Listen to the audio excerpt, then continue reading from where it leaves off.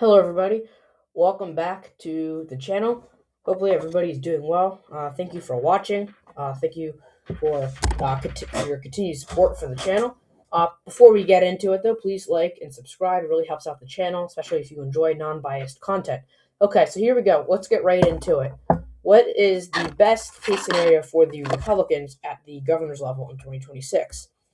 In the normal environment, the Democrats should at least be somewhat favored going in because of the party out of power, but we would assume that wouldn't really pan out and it'd kind of be like the reverse of 2022, where the gains that they make, if any gains, are more on the milder side. It's more of an even year.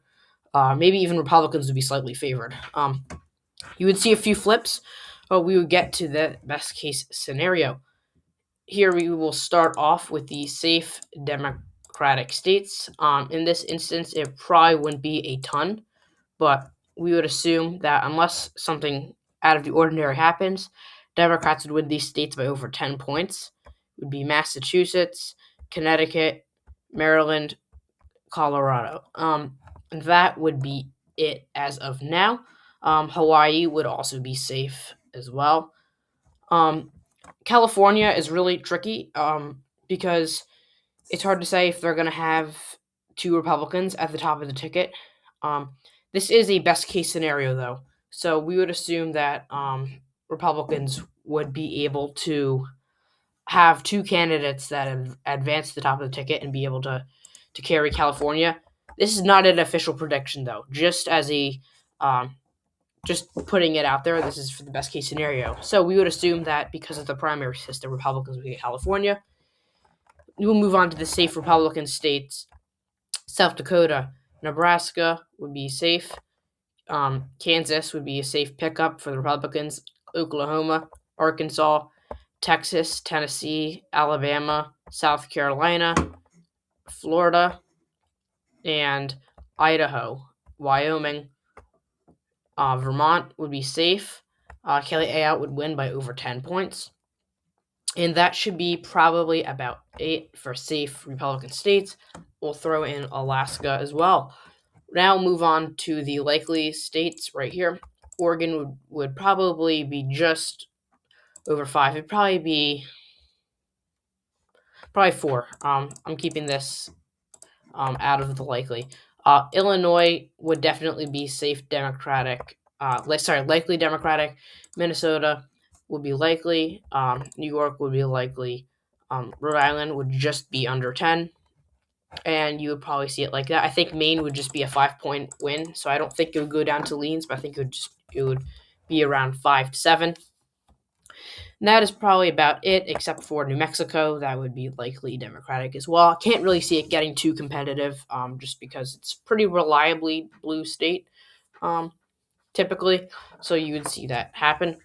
We'll now move on to the likely Republican states. Nevada, Joe Lombardo would probably win by 8 or 9 points as the incumbent Republican governor.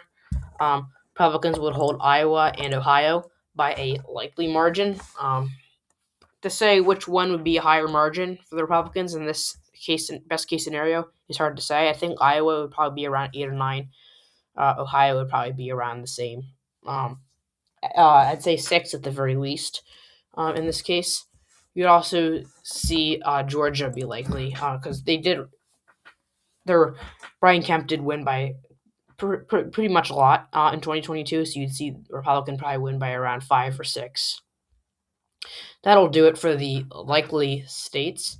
We'll now move on to leans, which probably isn't a ton. I only have really 2 lean Democratic states in this scenario. Like I touched earlier, Oregon would probably be leans. It'd probably be like barely under 5. It'd be about 4 points for Tina Kotek. Their governor's races and other statewide elected offices usually are closer for whatever reason.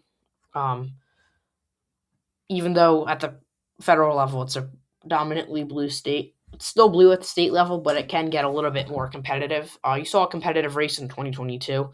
So we'll see what happens, but that would be leans. You would also see Pennsylvania be leans.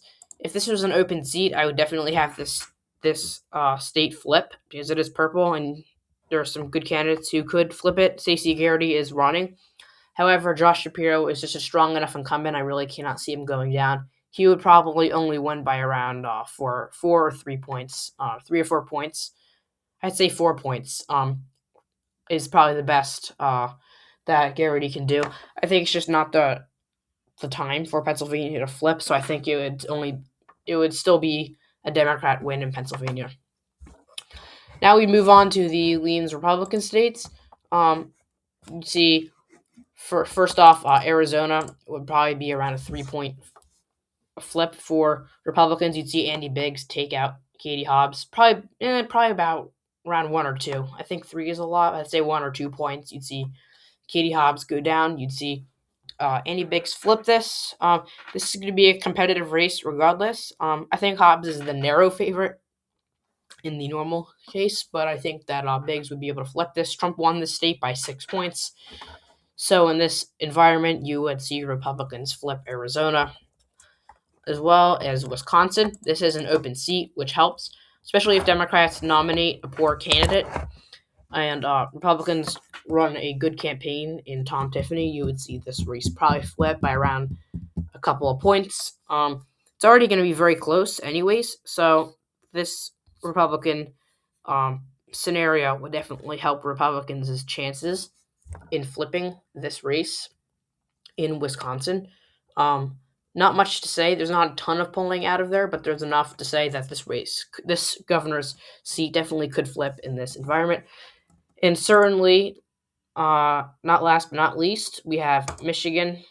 It's hard to say if it would be likely flip or leans, because if it was, just a two-way race, this would be a leans for this environment. But I think the race could get very lopsided, possibly with it being a three-way race. I could see James flipping it by 6, or it could be by the skin of his teeth, or you could see Benson win by a ton. Because of the three-way race, Michigan can become very lopsided. So it's really hard to say in the best case scenario how it would go, but I'd assume James would win by around 4 in Michigan. But this is the best case scenario for the Republicans at the governor's level. I really hope you enjoyed this video. If you did, make sure to hit the notification bell and like and subscribe.